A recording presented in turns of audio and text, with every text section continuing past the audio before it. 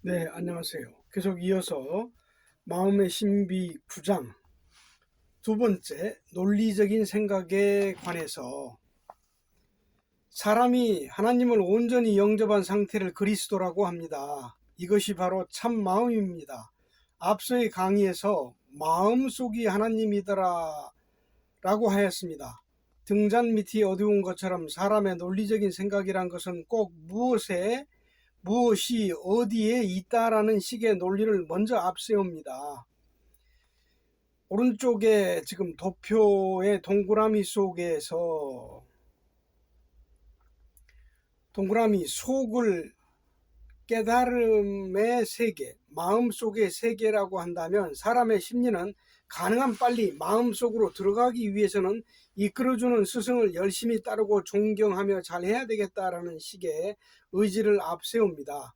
여기에서 깨닫기 위한 목적과 스승에 대한 존경심을 일례로 하여 백분율로 설명한다면 깨달음을 얻기 위한 목적을 70% 선으로 보고 스승의 인격적인 지도력의 의미를 30%로 상정해 놓고 공부를 시작해 한다고 가정해 봅시다.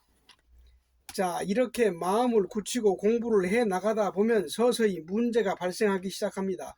제자 스스로가 선정해 놓은 가해 방법, 즉 마음 속을 70%, 스승을 30%라고 했던 그 가해 방법을 따른다 해도 스승에 대한 믿음, 스승에 대한 30%의 믿음과 신뢰는 서서히 지워지게 되는 반면에 목적, 깨달음에 대한 신뢰와 의욕은 70%의 비중에서 100%의 비중으로 확대되기 시작합니다.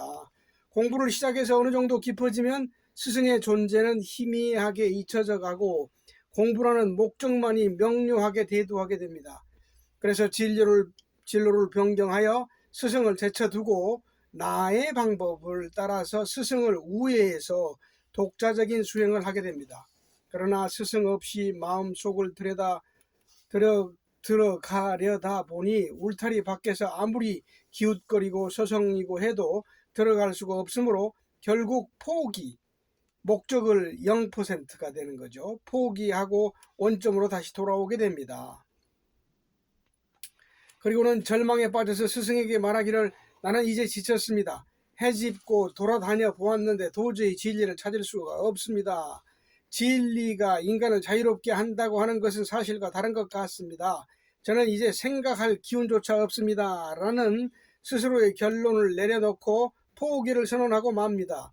이런 제자에게 스승으로서 해줄 수 있는 말은 잘했다, 참 잘했다, 진작에 포기했으면 더 좋았을 것을. 이런 상황은 오품, 육품의 경지에서 발생될 수가 있습니다. 이와 같은 가정을 해보는 이유는 사람은 항상 생각에 기초한 논리적인 깨달음을 머릿속에 그려놓은 모양대로 따라가려다가 자충수를 두는 경우가 적지 않기 때문입니다. 도표 2에서 이와 같이 공부해 나가다가 어느 한계점에 가면 스승의 존재가 잊혀지게 되는 때가 있습니다. 자, 이 B에는 있지도 않은 땅을 자기 자신의 상상 속에 사로잡혀서 있다고 계산해 놓고 무작정 가놓고 보는, 그러다가 몸부림하면서 끝까지 간다고 해봐야 자기 머릿속에서만 뱅뱅 맴돌다가 어지러워서 세풀에 꺾여지고 마는 것입니다.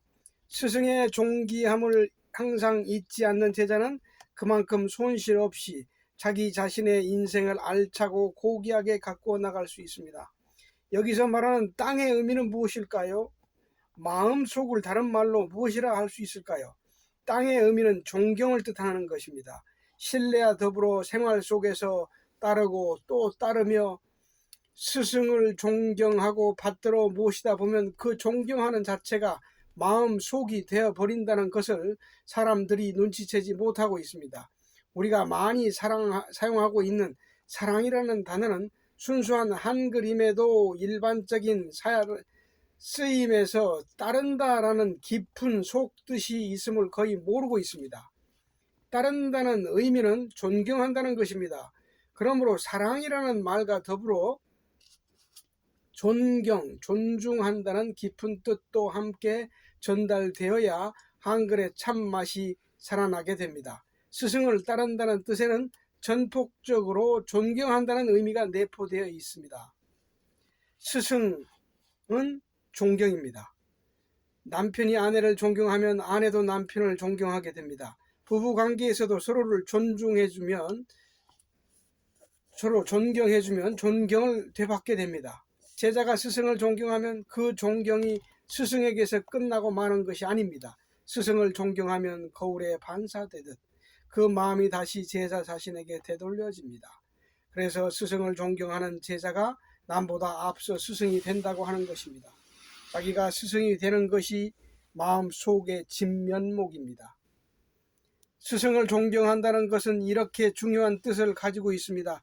스승을 진정으로 존경하며 힘들이지 않고 지름길을 가야지 존경을 무시하고 스스로의 방식을 고집하며 길을 써서 있지도 않은 가상의 땅인 비를 찾아 나설 필요가 있을까요? 이렇게 사람의 생각이라는 것이 어리석음으로 믿을 바가 못 되는 것입니다.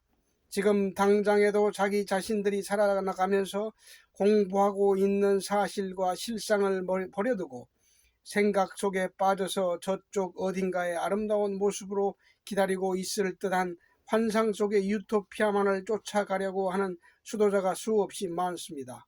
이런 현상은 마음 숨에서 걸러지게 됩니다. 따라서 마음 숨을 마칠 때면 천당이라는 것도 하나님이라는 것조차도 마음속이라는 것도 허망한 것이었음을 깨닫게 됩니다.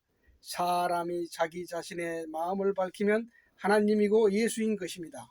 마음을 밝히기 위해서는 존경이라는 자발적인 경의를 표할 수 있어야 합니다.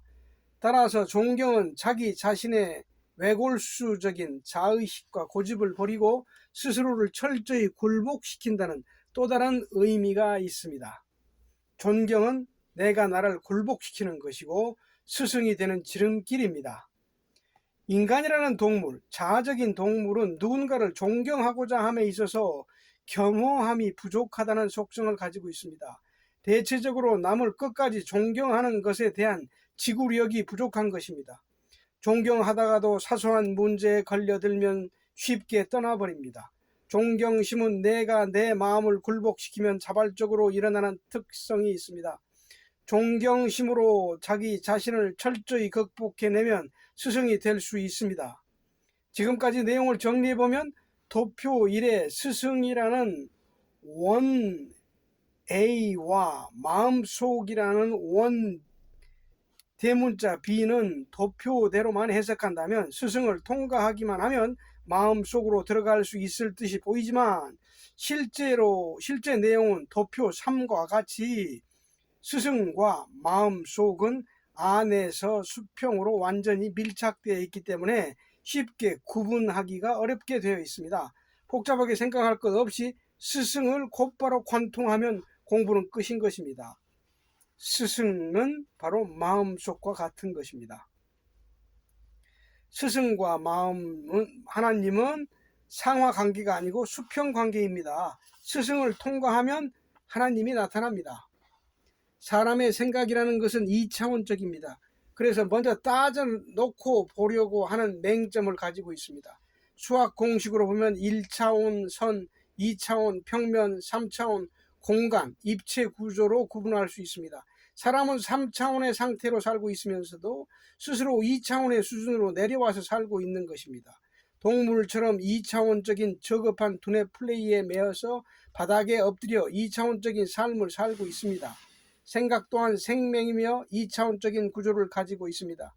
그러므로 생각에 매이게 되면 정도에 의한 마음 공부하는 방법을 놓치게 되어 실속 없는 공부를 하게 됩니다. 당면하고 있는 실제와 사실은 제쳐두고 뜬구름 잡는 듯한 인생을 산다는 것은 참으로 안타까운 일입니다. 어떻게 살아야 되겠습니까?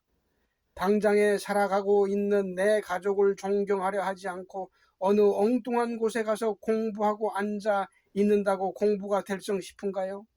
어림없는 생각입니다. 눈만 뜨면 마주 대하고 살아가고 있는 가장 가까운 가족들을 존경하고 알뜰하게 보살펴주기 위해서는 내가 자의식이 깨끗이 죽어 주어야 됩니다. 특히 나보다 어리석다고 생각하는 사람들까지도 진정으로 존경할 수 있는 사랑의 힘을 가지려면 자의식이 얼마나 더 죽어 주어야 될 것인가요? 세포 하나에 이르기까지 철저하게 자신을 굴복시키고 죽어줄 수 있어야 참다운 존경이 가능해집니다. 자기 자신의 자의식을 냉혹하게 쳐내면 쳐낼수록 존경심이 깊어지고 익어갑니다. 그리고 그 존경은 결국 자기 자신에게 되돌아와서 그 자체가 되어버립니다. 이것이 바로 마음속의 의미입니다. 길은 바로 지금 여기 등잔 밑 마음속에 있다는 것을 명심해야 합니다. 마음 하나 고쳐서 마음 하나 바꾸는 것이 마음 공부입니다. 사람들의 생각은 가까이에 있는 것을 너무나 먼 곳에서 찾으려고 합니다. 하나님은 마음속 어딘가에 있는 것이 아닙니다. 마음속이 바로 하나님입니다. 내가 나를 굴복시키는 것의 정의는 스승. 이것이 스승에 대한 또 다른 정의입니다. 그러나 스승의 말은 쉽게 받아들이려 하지 않습니다. 그래서 삼송리 별곡에서 이 점을 강조했습니다. 아내보다 자식보다 먼저 스승을 따르라고. 왜? 스승이야말로 진정한 아내이고 진정한 자식이기 때문입니다. 스승의 참뜻이 존경이기 때문입니다. 내 가족부터 존경하라는 것입니다. 존경이라는 뜻을 따르라는 것입니다. 그런데 이 말뜻을 쉽게 알아듣지 못합니다. 올바른 지성인이 되기 위해서는 존경하는 것부터 다시 배우고 시작해야 할 것입니다. 삼송리 22, 어울 윤성의 시집 삼송리 별곡 54쪽. 내가 너에게 진리는 이것이라고 했지. 그리고는 다시 저것이라고 했고 또다시 그것이라고 했어. 너는 어지러워 나를 떠났지. 너는 중요한 것을 빠뜨리고 이것이라면 이것이고 저것이라면 고쳐 저것이고 그것이라면 얼른 그것이라야 하지.